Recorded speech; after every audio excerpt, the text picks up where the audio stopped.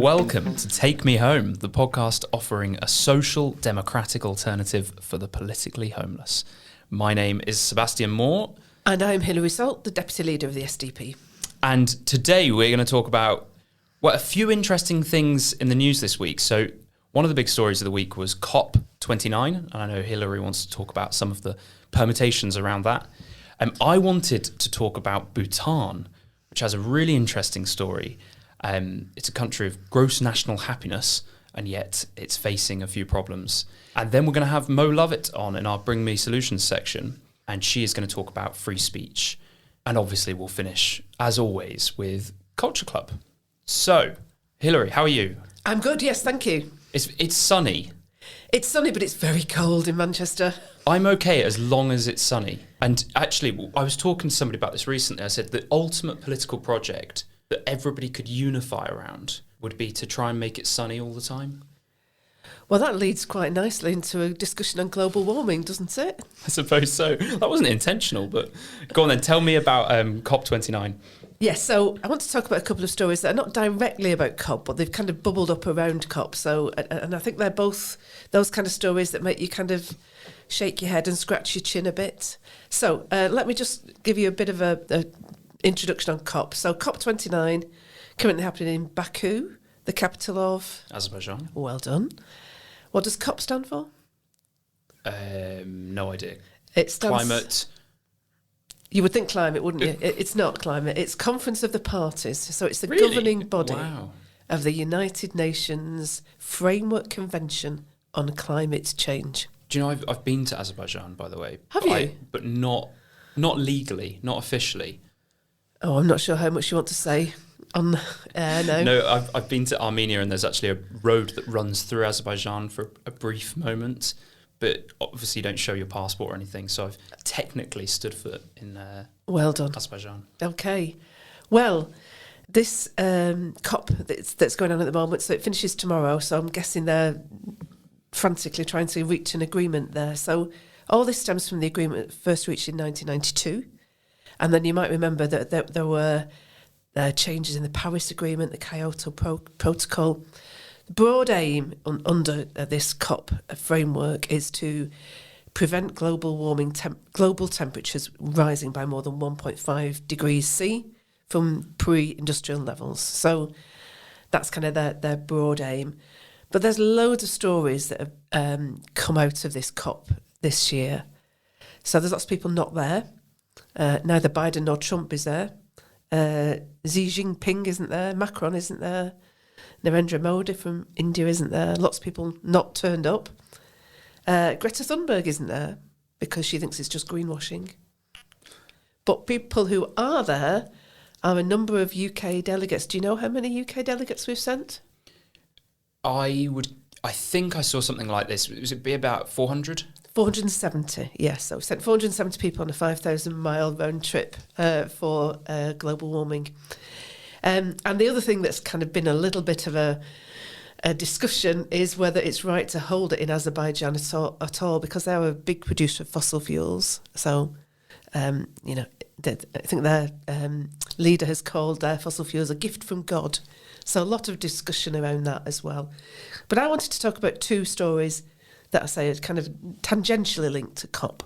And the first is about Dale Vince, who, I don't know if people know who he is. He's a Labour donor, the head of the green energy firm Ecotricity.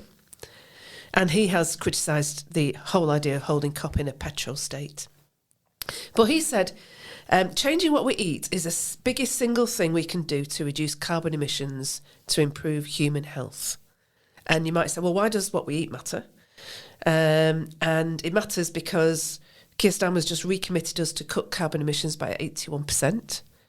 And the UN say that domestic livestock globally contributes about 14% of greenhouse gases. So having domestic animals which produce meat is problematic. So I think the headline in the Times was something like, Dale Vince says we need tobacco-style health warnings on bacon. It's always bacon they choose, isn't it, in these headline-making issues.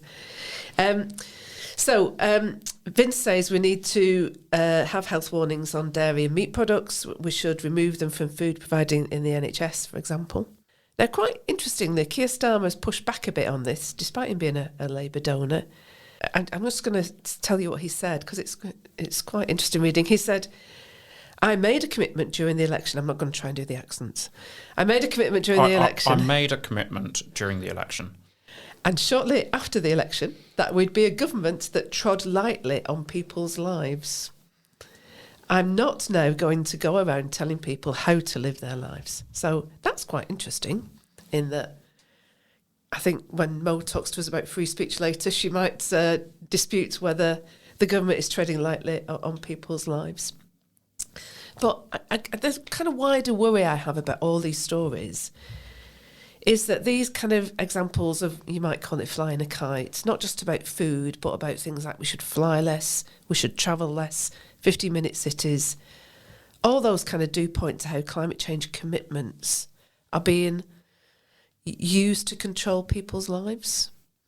And that, I kind of feel a bit queasy about that. Would the counter-argument not be we're interfering with people's lives to fulfill our climate obligations? They would say that the desire isn't to control people's lives. The desire is to fulfill the climate obligations and to decrease the carbon dioxide in the atmosphere and all of that. Yeah, and I think, I mean, I have some problems with some of these climate obligations anyway. I think, I think we talked to Alistair Mellon about how, often when we reduce our carbon emissions, we're not really reducing them, we're just offshoring them, we're just sending them to China.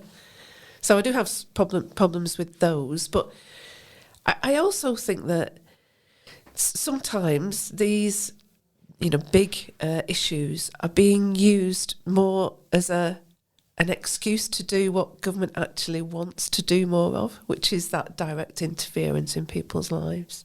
Do you think the government wants to have more interference? Absolutely, yeah. I think there's loads of examples we can see of that, and so we'll talk more about when we talk about free speech. We can see examples of that, but also, I think there's just a general level at which this government, I think in particular, doesn't trust ordinary people, doesn't trust them to make the right decisions. So either by nudging or by actually, directly requiring things to happen, it is removing people's autonomy from them. What do you think about these warnings on meat products? I don't mind what kind of labelling people put on products, because I really don't think that people spend the time that they're whizzing round Sainsbury's inspecting packets and reading about, all the kind of different things that different bodies want us to be hit with, the kind of messages they want us to be hit with. But it's just a waste of time. A waste of time, waste of money. I got, not told off, but rebuked slightly a while back because I was telling somebody about my travelling and where I'd been in the world. And she said to me, don't you feel guilty about flying that much? Yeah.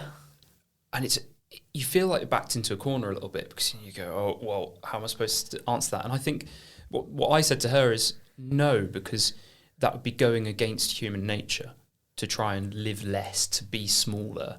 And that's one of the biggest issues. The biggest issue I have with a lot of the green movement is it's fine if it's telling us to think bigger and be bolder and do amazing things. And some of the clean energy projects in Norway, and I'll speak about Bhutan later, are amazing. But if they're telling us to do less and to live a smaller life, a smaller existence, I think it's doomed to fail because that's not in human nature. I agree. It's definitely doomed to fail to tell us to stop eating bacon. Right, and bacon's lovely. Exactly. Sorry to any vegans listening. So the second story I wanted to talk a bit about is, this is very complicated. This is talks that are happening at COP29 around what we do when the contracts between Europe and Gazprom, the Russian oil and gas business, expire. So they expire at the end of next month. Now, this is gas that's provided through a pipe that goes through Ukraine.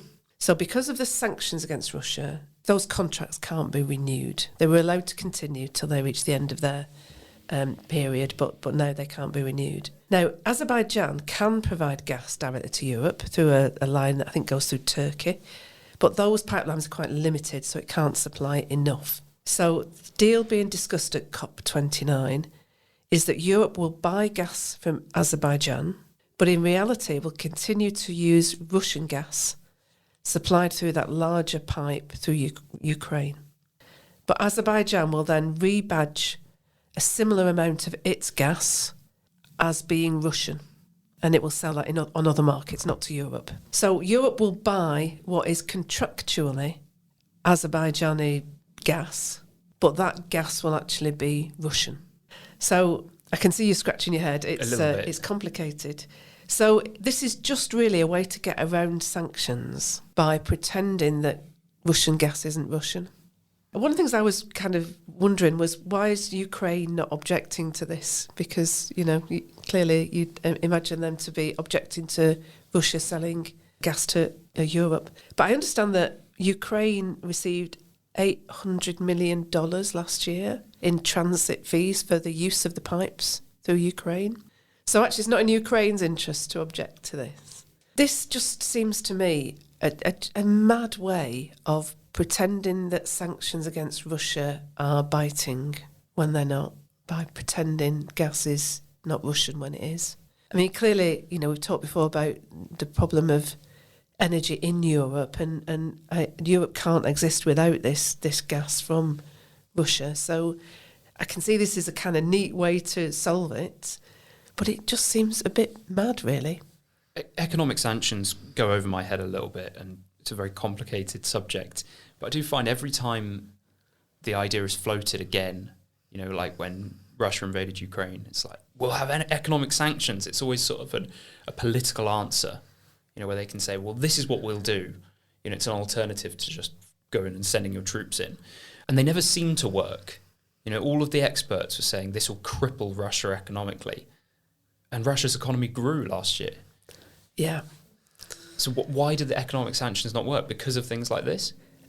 Yes, I think because the market kind of finds ways to get around sanctions, really. So it just, this, do you know the term realpolitik? Mm-hmm. Yeah, this feels to me like a new level of realpolitik, really. Dirty politics.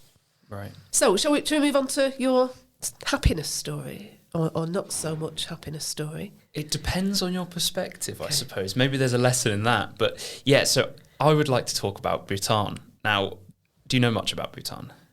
I only know that story that rather than having a gross domestic product, it measures happiness. Yes, it measures gross national happiness. This is because the origin of that basically goes back to, I think, the 70s, when the king of Bhutan was on the way back to the country from an international summit, and he landed in India because they didn't have an airport in the country, and an Indian journalist said to him, you're one of our closest neighbours geographically, but we know so little about you. It's quite a mysterious country. What's your gross national product? And the king said, the thing you have to understand about us is we care less about our gross national product than we do about our gross national happiness. And that was the first time the term had been coined. It's later become a part of the country's economic policy in the way that it does stuff. So just a little bit of an explainer about the country itself. It's quite a small country, around the size of Belgium, sandwiched in between India and China in the Himalayas, landlocked. It's got about 800,000 people. And it's an interesting country because it's majority Buddhist, so 75% of the population are Buddhist. And it's sort of mid-table in terms of wealth. So it's not a super poor country, not super rich. It also has the highest unclimbed mountain peak in the world because mountaineering is forbidden. So there's a mountain peak of 7,500 metres that's never been summited before. It's the highest one. It's carbon negative as a country because it's got a lot of hydroelectric power and huge amount of the country, about 80% is covered in forest. So it's the first carbon negative country in the world.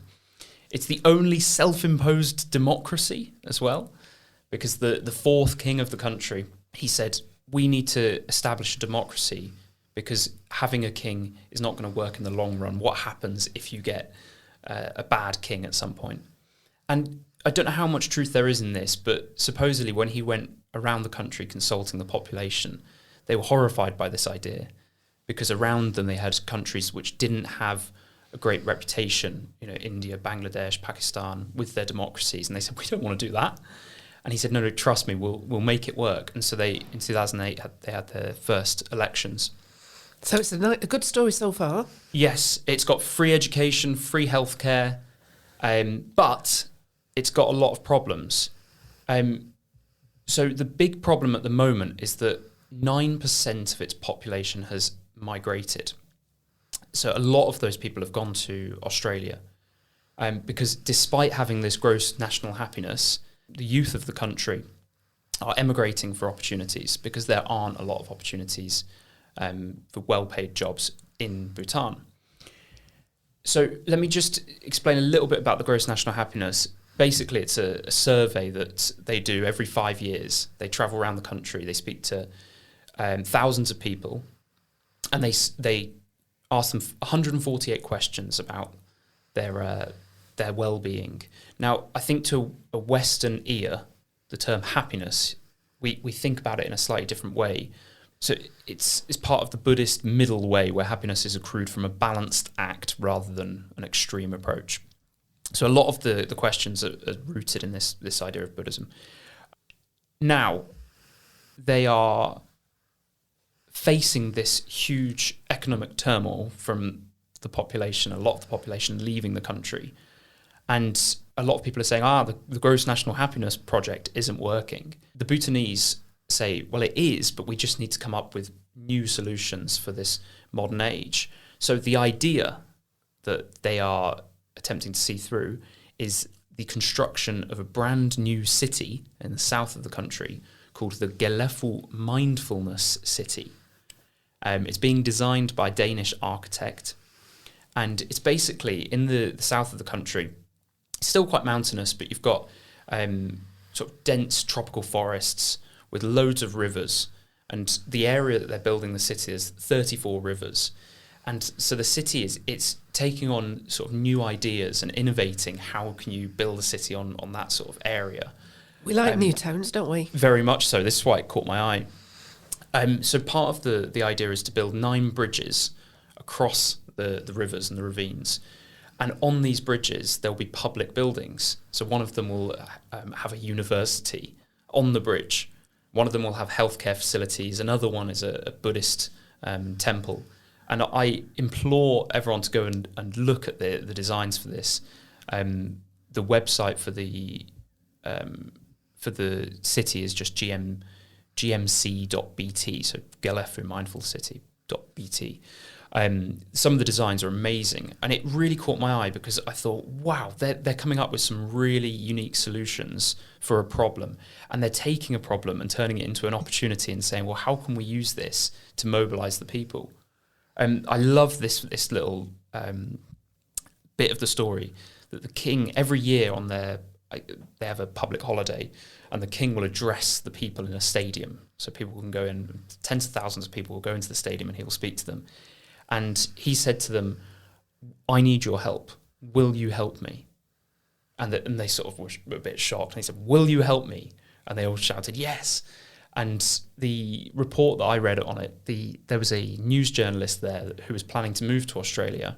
And she said she went home after that and said to her husband, I've got to stay. Like, we have to stay. I've just made a social contract with the king. I've said that I'll help him. So I think it's an amazing story because it has loads of different aspects to it. But yeah, that's the Gelefu Mindfulness City. Can we go back to the democracy point? Yes, so sure. You said yes. it was a democracy, but the king still seems to be doing quite a bit. Yeah, so it's a constitutional monarchy, but the king has far more of a role than our king has in the UK.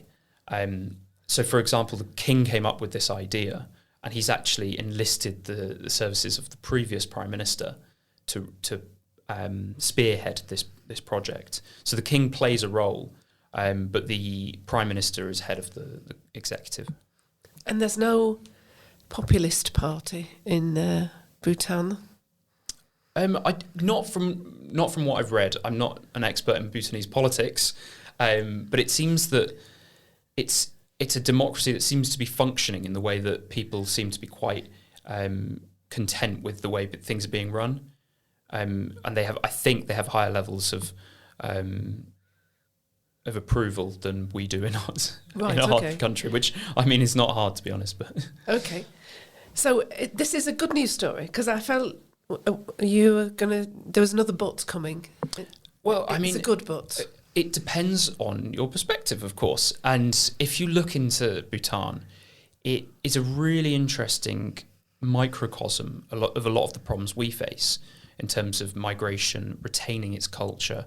I think what's really interesting about this, and it probably links to the SDP as a party, is the country is so keen to maintain its culture and its traditions.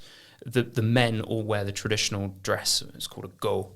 And it's a beautiful sort of, I'm going to offend people now, but almost like a toga looking thing, right? Made with the local materials.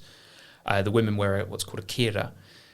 And they understand or recognise the need to grow economically, but not to lose their traditions and their culture as a country. And that economic growth is not everything. It's part of the picture, part of the well-being of the country as a whole. So they don't have... do they have the internet? Do they know how everybody else lives? Do they? Yes, they only got television. I don't want to sound very sceptical, but in some ways I feel a bit sceptical, because it kind of sounds like this kind of rural idyll, a kind of, Garden of Eden. Well, and that just feels a bit, I don't know, it just doesn't feel that it can all be as good as it sounds. Obviously, I don't know enough about Buddhism and their culture. I've never even visited Bhutan to know what it's like on the ground. So there are accusations of ethnic cleansing in Bhutan, because they exiled about 100,000 people who they deemed to not be Bhutanese. And this is basically where they did a census, and they said you have to prove your Bhutanese ancestry, and if you're not Bhutanese, we're going to kick you out of the country. And they did. So it's not, all butterflies and roses. There's a hard edge to this. And those people went to Nepal and lived in refugee camps until they were resettled. And I think there's still about 7,000 that haven't been resettled, that are in a refugee camp in Nepal. Like I said at the start, it depends on your perspective. Because I think, and you take gross national happiness, for example. If we tried to implement that at the moment in the UK, it would be a disaster. We're struggling to run a healthcare service. Our police is struggling to report, investigate crimes, and then we try and take on a project like gross national happiness. We would do a hatchet job of it. And I think part of that is in the culture of the West, in the way that we perceive happiness. So you could use different terms and maybe understand it a little bit easier, but they refer to it as gross national happiness. What I'm really, really like about this is that it's a country doing something radical. They're not saying that it's all going to be perfect. They're saying, right, well, let's build a new city. And there are villages there that, this is going to uproot a huge sort of section of the country. It's about 2% of the area of the country. This will be in this special zone. And the zone will have, the idea is that it will have a different legal framework so that the economy can really be kickstarted, a little bit imitating Singapore. But they're balancing that with this idea of sort of creating something that's more than just its economic output. It's somewhere that they can be proud of. I mean, the city itself won't have any skyscrapers, for example, and all of the architecture is designed in a way that is harmonious with nature. So it's supposed to be sustainable. It's supposed to fit in with its surroundings. If you go to Bhutan, you'll see animals on the roads, and there is a much bigger connection between nature and human beings, which I suppose are part of nature, but we often live in a way that isn't sustainable with our surroundings. I guess the thing that I just feel a bit uncomfortable with about this whole kind of happiness agenda, you might call it, is that it feels a bit anti-progress to me. So if everybody's happy, that means you don't need to strive and work together to make things better. So, that thing in the American Constitution, that life, liberty, and the pursuit of happiness. It's not life, liberty, and happiness. It's not happiness for a reason, because it's being unhappy and being dissatisfied with what we have that forces societies forwards. And I just worry a little bit that a focus on happiness is almost a focus on be happy with what you've got and don't really expect too much more. But it does sound like they're kind of putting together the idea of happiness with the idea of aspiration and building and progress and making things better, which I can get on board with that. But as I just have this kind of just instinctive worry about a concentration on happiness. Yeah, and I think that's kind of what I'm alluding to when I say that in the West we will see it as a certain way. I think what you said, the pursuit of happiness, I think that they would agree that that's kind of what they're referring to. It's not an end goal. It's not to say, oh, okay, finally we're happy now. It's to centre that within everything they do as a government, and you could call it well-being, right? I think that probably has a better term, and I don't mean just mental well-being. I mean physical, when the physical and mental health of a country. How are we functioning? Are we thriving? And recognising that there are more important measures than purely GDP. And I think that kind of goes back to the origin of the term. I have a real problem with the way that we sort of solely measure our economy on GDP, and that there are such flaws to just measuring in GDP, right? Well, there are flaws with the measure, certainly. Yes. So, some things are not included in the measure, and some things are that, you might say that spending money on very expensive lawyers doesn't really add to anybody's happiness, whereas public education does. Public education isn't in GDP, but expensive lawyers are.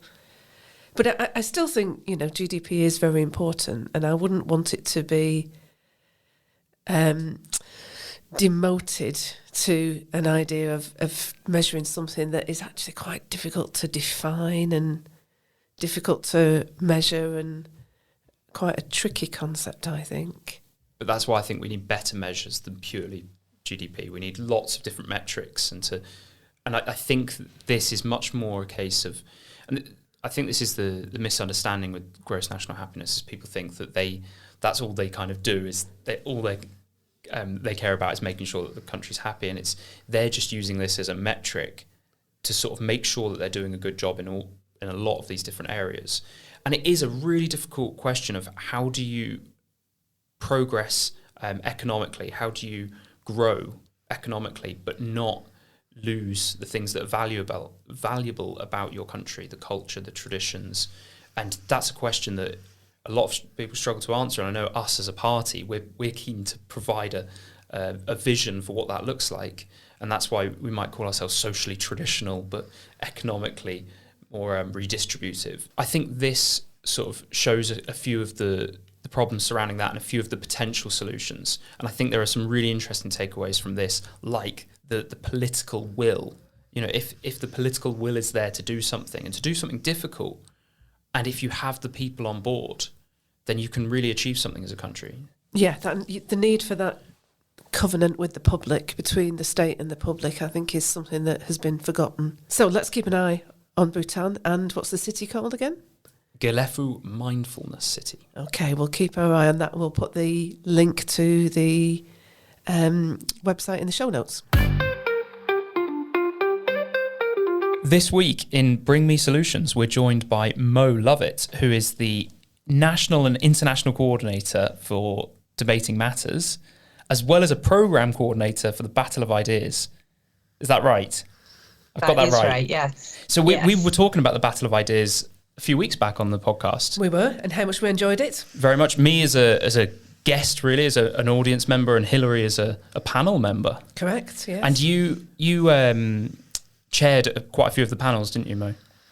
I did, and I spoke on one as well, both centred on, or two of my favourites anyway, centred on democracy and the rolling back of democratic norms, which is something that I'm very concerned about and also passionate about, as well as, you know, the bat of ideas is free speech allowed. That's our motto. We believe fundamentally in the free speech. But also, I think one thing that doesn't always get talked about is the way we're rolling back on some of our democratic ideals, such as, the use of citizens' assembly was one topic that I chaired, because they're seen as sort of supposedly they're supposed to enhance participation, but in reality, the respondents are selected. The people giving them the topic and the slant on the topic and the information and the stats on the topic are very, very coordinated. So they are like a consensus laundering exercise, I think. In my opinion, they're mostly used in that way. It's not to say they couldn't be. But again, this is a way, I think, you know, some of our out of touch elites being criticised for the lack of being out of touch want to kind of bring citizens into the decision making process. But it's such a superficial way of including people. And in actual fact, it tends to be on issues that they're gearing people towards the response they want to hear, is essentially what I'm saying. So that was one panel that I was interested in. Another one about the crisis of political representation. So that's kind of those issues that keep me awake at night, if you like. And you're quite concerned about the state of free speech at the moment, especially since Starmer has come in as Prime Minister. Yes, absolutely. I think I saw somebody tweet this out or post this on X. I knew they'd be bad, but I didn't think they'd be this bad, which is exactly how I feel about the Labour Party. And actually, a lot of people I know, not professional, but you're just in my social life, you know, parents, friends, neighbours, all of them wanted to vote for somebody that wasn't Labour. So they were looking at the next most popular candidate. They knew Labour would get in, but they were going, and I was quite taken aback by that, you know, but this kept cropping up with people that they were trying to vote to put a dint in the Labour majority. That was the way they felt about it. You know, it's almost a foregone conclusion Labour are going to win. And so I think, in a way, and we know all the post-mortem of that election, but in a way people knew Labour was going to be bad, but the authoritarian nature and their inability to back down when they've got a large constituents of people saying, you've got this wrong, you know, from the winter fuel payment to the farmers' inheritance tax, what would you call it, arrogance in just saying we're going to stick to our policy, the budget, which you were talking about, I think last week, Hilary, on the podcast, you know, their inability to see that the OBR has criticised their figures and the devastating fallout for some of Reeves's policies. So I could go on, but yes, I think the main thing is, you know, the curbs on free speech, which includes this escalation of the non-crime hate incidents that have been in the news this week. I did a session earlier on in this podcast, Mo, about COP29, and I'd quoted Keir Starmer saying that he had promised to be a government that would tread lightly on people's lives. And that feels like the exact opposite to what's actually happening. That's right, he did say that. And I remember thinking, oh, okay, maybe. I suppose I'm like some people thinking, oh, maybe it's just some of the activists. Maybe Keir Starmer, because he did a good job at ridding the party of anti-Semitism. He seems to have some good instincts in certain places. So I thought maybe, you know, he's a liberal barrister, a human rights lawyer. Perhaps he will not be quite so authoritarian as I'm fearing. But it's turned out to be the opposite. He's, you know, the race riots, for instance, and the protests combined, you know, to come out there and to accuse the population of being criminals. And I use the word criminal, which this is before any judicial process has taken place. A Prime Minister hasn't got the authority to decide who's a criminal or not, for a start. But these are people who've just been accused. So this is, you know, an erosion of the presumption of innocence. And for a barrister not to know that, or former director of public prosecutions, not to know that what he did was severely anti-democratic and mildly interfering in the judicial process, I would say, by being so suggestive. So let's go back to, you raised the non-crime hate incidents. Sebastian, I know you are very familiar with what they are. Well, I wasn't familiar until Mo said that she wanted to cover them on the podcast this week. So I've got a definition of a non-crime hate incident here. This is from the government website. It says a non-crime hate incident means an incident or alleged incident which involves or is alleged to involve an act by a person who is the subject, which is perceived by a person other than the subject to be motivated wholly or partly by hostility or prejudice towards persons with a particular characteristic. And they list the particular characteristics. So this is things like religion, race, sex, but also gender reassignment, which is part of the Equality Act 2010. And the thing that concerns me is that it says to be a non-crime hate incident, it just needs to be perceived by someone, and this could be the person that's accusing the person who's done this, as hostile or prejudicial towards them. That's all that needs to happen. And they even go on to say, and underneath that they say, hostility and prejudice have no specific legal definition. So that's a very wide definition. I mean, it's sort of even worse than that, is that you don't need to provide, first of all, it doesn't have to be the person who took offence or the comment was aimed at. So this is about speech mostly. It's not only about speech, but it tends to be about speech. It doesn't even have to be the person that, the speech was aimed at. It can be anyone who heard that speech or read that tweet online that can raise the claim. They're anonymous and they remain anonymous. They are called the victim. And the other, the person who's put out the tweet or whatever is called the perpetrator. So again, we've got these legal definitions prior to a judicial process. As you say, rightly, Sebastian, it can just be a feeling of feeling offended or feeling hurt by someone. So we had one incident, I think, where an Asian man was calling his friend a terrorist. Okay, it was a joke. It was a joke between two Asians playing on, the stereotypes, unkind stereotypes of Asian people. And somebody overheard it, and then they reported him for a hate crime, and he was charged with it. And it was a joke between two friends.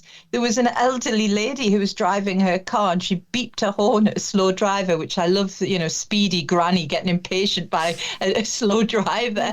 And she was reported and charged with a non-crime hate incident. These are ridiculous. And can you just give us a little bit of context with the case with Alison Pearson this week? I don't know if we wanted to go into that, but I saw it. Yeah. Yeah, I mean, in a way, it's sort of it's blown up again because there was a famous case in 2019 with Harry Miller, who happens to be an ex-copper, and he was charged with one of these non-crime hate incidents and by Humberside police because he knew his stuff. He knew the law and he knew kind of police protocols. He was able to rightly sort of challenge this. The Free Speech Union got involved, and eventually the case against Humberside police was overturned.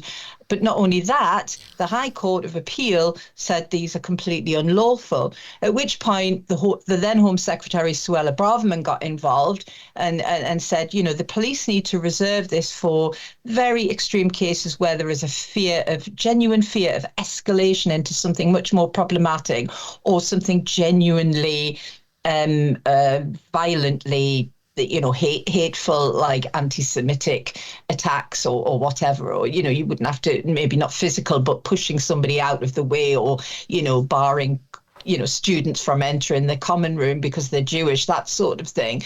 And so she brought that in and we thought they'd gone. And then all of a sudden this Alison Pearson case rears up. And I'll explain what happened in a moment. And we realise they haven't gone at all. And our new Home Secretary, Yvette Cooper, has said she wants to strengthen those. She wants to have a zero tolerance to speech. And so she wants to kind of dilute Suella Braverman's guidance. But what happened to Alison Pearson is she was visited on Remembrance Sunday, and she was told she'd been accused of a hateful tweet from a year ago. She wasn't told what the tweet was and what was supposedly hateful, or who her accuser was. So anyway, I'm sure people are more familiar with how this sort of went on, but because she's Alison Pearson and a well-respected, well-known journalist, she's been able to push back. But what's happened now is Essex police have said, okay, no, it wasn't a non-crime hate incident, it was a criminal offence. So they've upped it, which looks to me to be very vindictive. Maybe I shouldn't say that publicly, but I think people are saying that publicly. How has it gone from a non-crime to a crime just because she's complained very loudly about it? So it's good that this is blown up. It's good that people are aware of it. And you're getting some quite senior figures from the police themselves, government and lawyers all sort of saying we need to look at these non-crime hate incidents because they are effectively policing people's speech and thought. Can I just read out what the alleged tweet was supposed to have said? Because it's later come to light that this incident is referring to this tweet. And I think it's important to give the context, because so often we're having this conversation and it's like, well, let's see what the actual allegation is. So Alison Pearson, she reposted an image of two people of colour holding the flag of the PTI, which is a Pakistan political party of Imran Khan, alongside police officers from Greater Manchester Police. Now, she then said underneath, erroneously, she said, how dare they, invited to pose for a photo with lovely, peaceful British friends of Israel on Saturday, the police refused. But look at this lot smiling with the Jew haters. Now, she allegedly confused the flag of the PTI with the Hamas flag, and also the Greater Manchester Police Force with that of the Met. But that's all she said. Now, I think what a misconception with this is when you raise an issue and when you start to defend people's right to say what they like, right? Free speech, is people will think, oh, you agree with what she said. Do you see the problem with the dialogue there in the public? Yeah. Oh, absolutely. I mean, I don't condone what she tweeted. I think she also deleted it very quickly, but of course, nothing's ever deleted forever. So you can find it in the kind of Twitter archives, if you like. So the whole point of free speech is you stand up for the speech you disagree with. There's no point standing up with the speech you do agree with. You know, free speech means that you allow every opinion to be heard, even especially those you disagree with.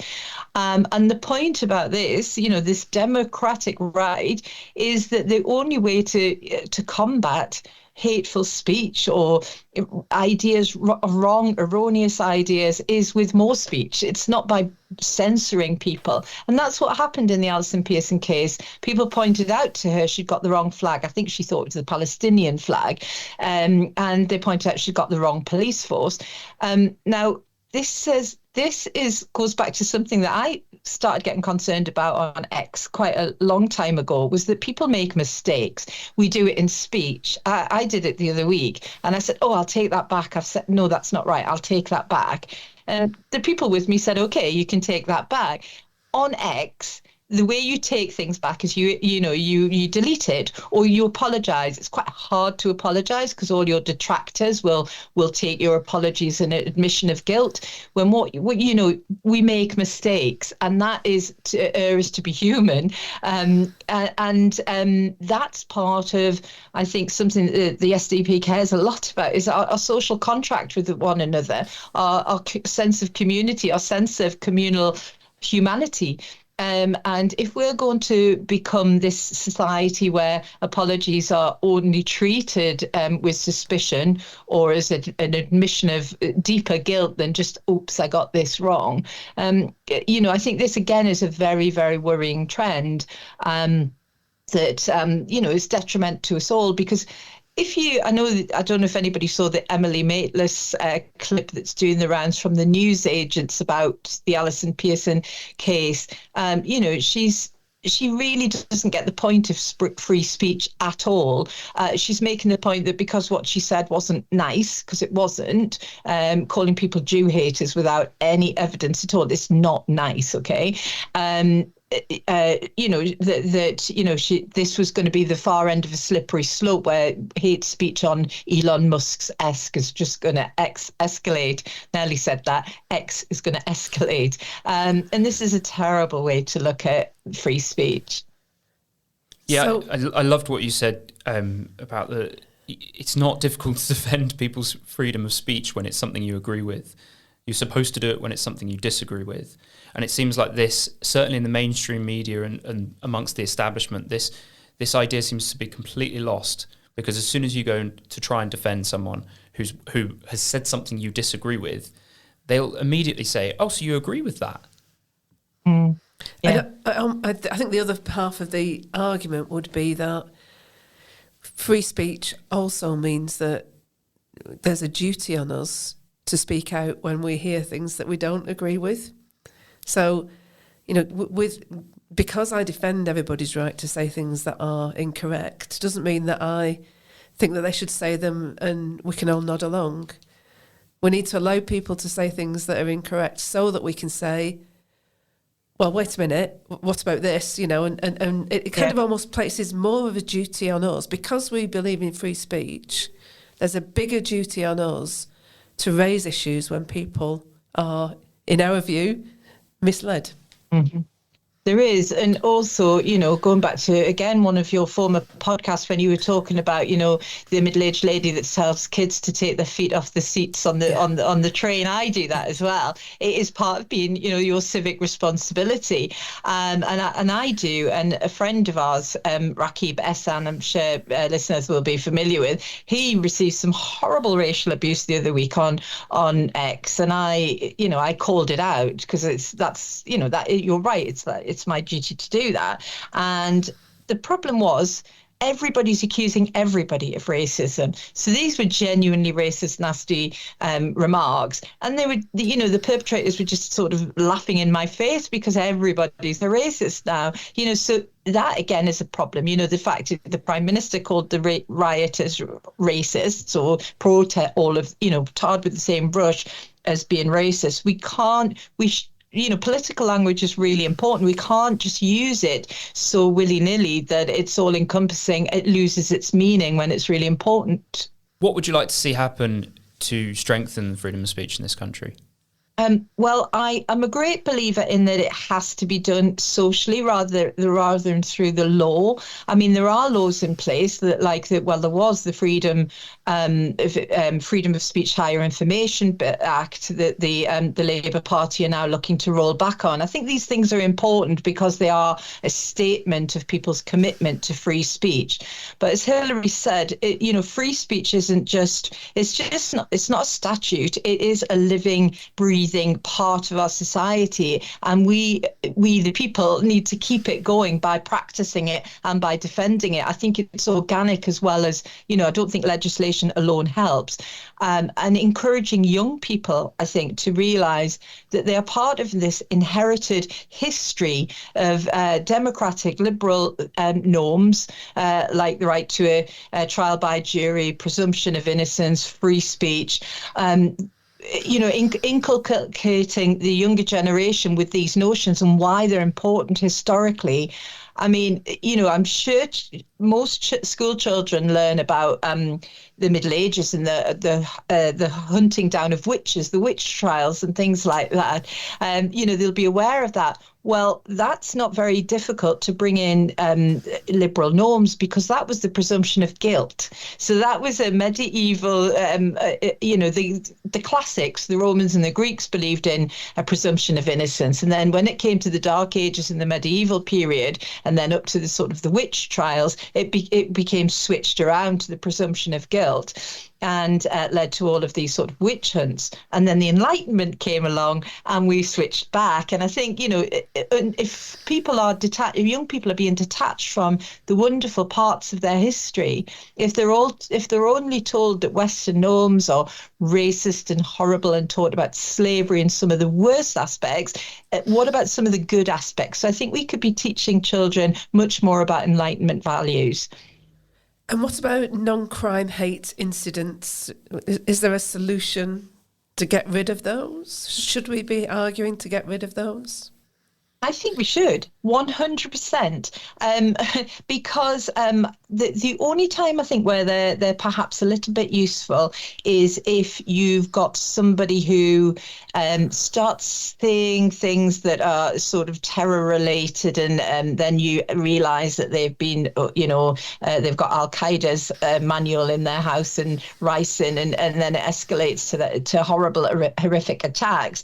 And those are the things that police have always done. They've always looked at people where there's suspicion in their behaviour and things that they're posting about, and then they can collate that information as a kind of person of interest. But I think it has to be much more informally done, and perhaps this is one of the problems with everything being digitised and data driven and things being put on electronic records, is that they remain there. So even if it's, I don't think there's anything wrong with police who are worried about somebody's suspicious behaviour clocking it, but when it becomes formalized into a computer system and remains on the person's record, even if it turns out to be fallacious, that's where the problem lies. And is it a law, the non-crime hate incidents? Because it's not a crime, so it's presumably it's not in the criminal law, is it? It's not. I mean, it's anathema to the criminal law, and some high-profile police have come out and said that very recently. What it is, it's police guidance. So it's come through the unaccountable arm's length body, the College of Policing, who also came up with that wonderful brainchild that everybody needs a policing degree. You need to have a degree in policing to become a police officer. So it's one of these institutions that we see now, these sort of quasi-autonomous institutions that are issuing guidance, and they've got a certain set of values, social justice values, because actually these non-crime hate incidents, they come from, let me look up the exact word, it comes from the all sport definition, I think. I'll explain what it is, and then you can correct me if I'm wrong. But it's about the fact that if you start by saying something terrible, that could escalate into feeling something terrible, to doing something, blah, blah, blah, and then genocide. Okay, so it goes from 5 steps, from tweeting something bad to genocide, 5 steps. And this is within the kind of social justice thing. There was actually a barrister for fair cop, Sarah Phillimore, who tweeted something about her cats liking Dreamies, the little cat treats, and therefore must be a Methodist. And she was investigated for a hate crime. This is so true, for her cat being a Methodist. And when because she's a lawyer and she knows about these now, when she questioned the cautioning officer, shall we say, he said, well, this has got danger of escalating into genocide. He genuinely said that. Sarah Phillimore, you can look that up. So my cat is a Methodist to being ready to commit genocide in 5 short steps. So non-crime hate incidents need to be scrapped. They are thought policing. They are suggesting that they know whether a comment is hateful or not. That you don't know. You're not inside a person's mind. And the College of Policing needs severe reform, like so many of our unaccountable arm's length bodies. And I think you're arguing for a kind of wider project of reinvigorating democracy and a belief in democratic ideals, really. I am, yes, and I haven't quite decided what that programme will be, but I'm musing on it at the moment and sort of problem solving. I mean, one of the things you said at the beginning, Sebastian, is I run Debating Matters, which is for sixth form students, 16 to 18-year-olds, and we get them to debate. They're allocated the side of the motion, but they're contemporary issues, things that happen in society. The whole idea being not to tell them what to think, but to encourage them to think that there is more than one side to an argument, and that it's important to listen to the other side. Whether you're arguing for something that you believe or not, you are learning what you think just by steel manning your own kind of beliefs. So that's one good thing I'm very proud of that we do. That's sort of in the ballpark of democratic norms, I think. I'm sure. I know you're always looking for judges for Debating Matters, Mo, and I'm sure some SDP members would be great judges. So we'll put the website address in the show notes, and if anybody wants to get in touch with you, they're interested in being involved, I'm sure you would welcome that. Wonderful, I would indeed. Thank you. So does that bring us to Culture Club? It does indeed. Culture Club. Who wants to start? Why don't you start, Sebastian? Let's give Mo a little rest, because we've worked her quite hard there. Okay, so I wanted to talk about the book I'm reading at the moment, which I'm only about a quarter of the way through, but because of the author, I know is going to be a great book. It's called The Act of Oblivion, and it's by Robert Harris. Have either of you heard of Robert Harris? I don't know. I've not read any. He's a very, what do you call that, best-selling author. You know, he's one of the sort of the well-known authors out there. But he writes historical fiction, and I love historical fiction because it tells stories about the past through a narrative where you can really get to grips with the characters. So the Act of Oblivion, it's referencing this act which was passed by Parliament in 1660 when Charles II was invited to take the throne, so the Restoration.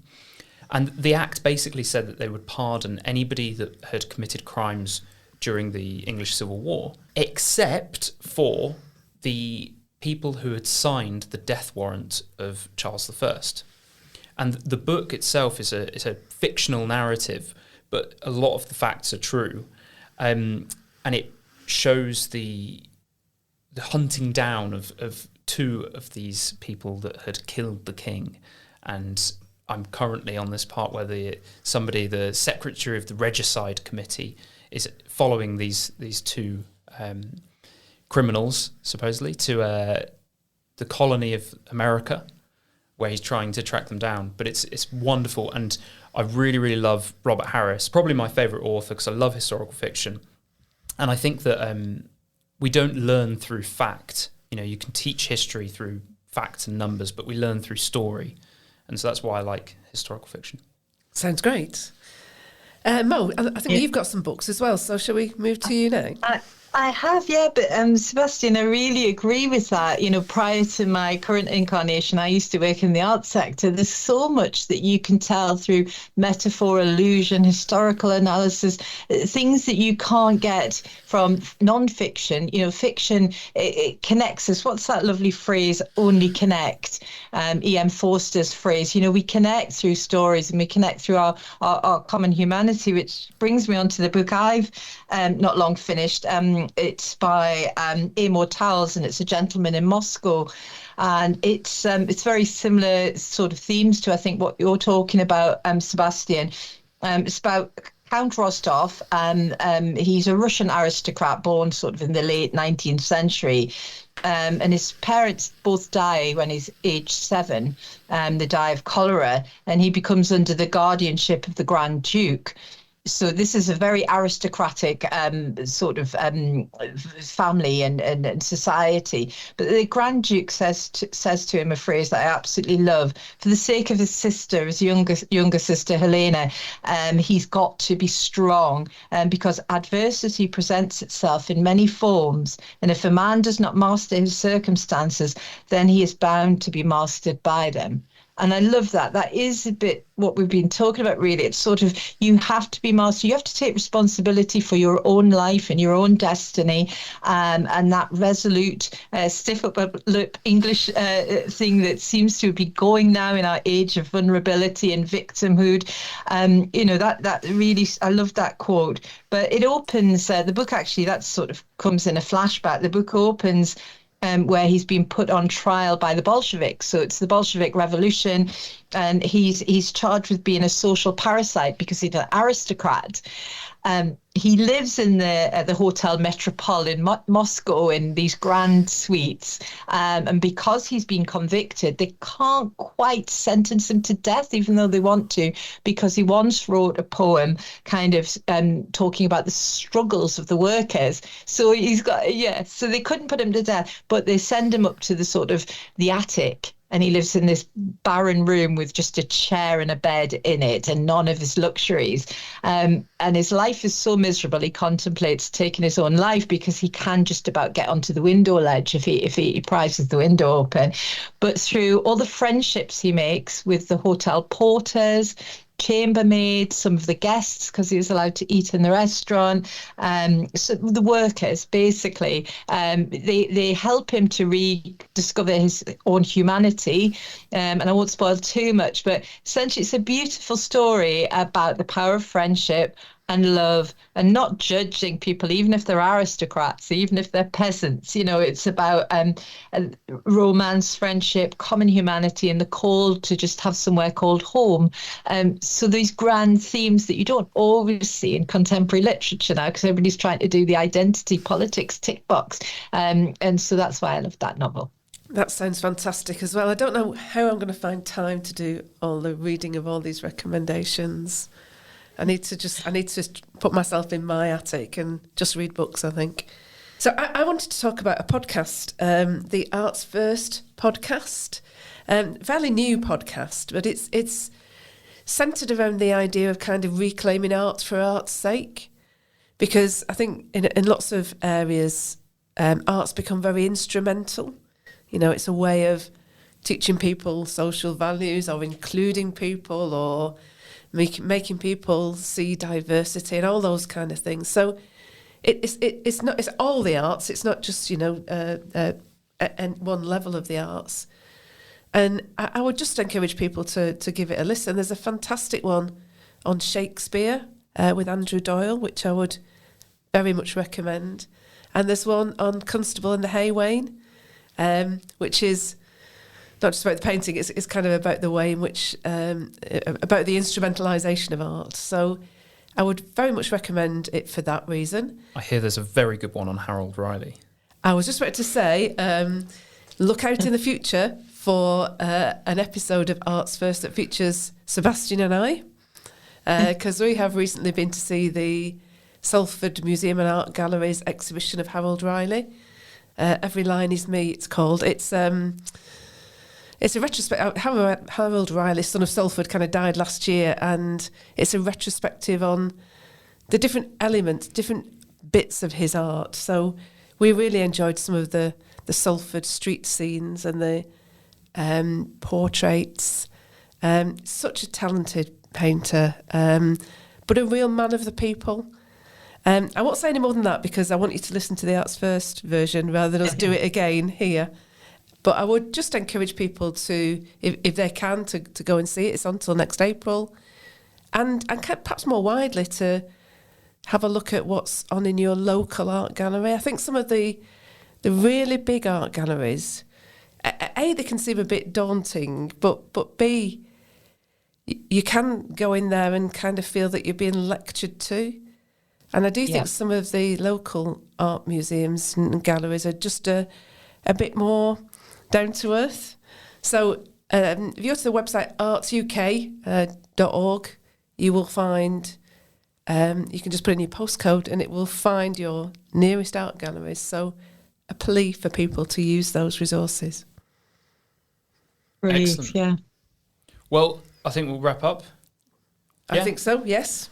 Well, thank you very much for coming on, Mo. That was fascinating talking to us about non-crime hate incidents and free speech, even if it's quite a depressing topic in some ways. I think it was really interesting. I think Mo used more long words than anybody has so far on the podcast. She set the record for the... Yeah. You do one of those word clouds. Mm-hmm. I think this will be a really good one for this episode. And that's kind of it. If anybody would like to ask us a question or would like to comment on anything you've heard in the episode, do email us. Our email addresses are in the show notes.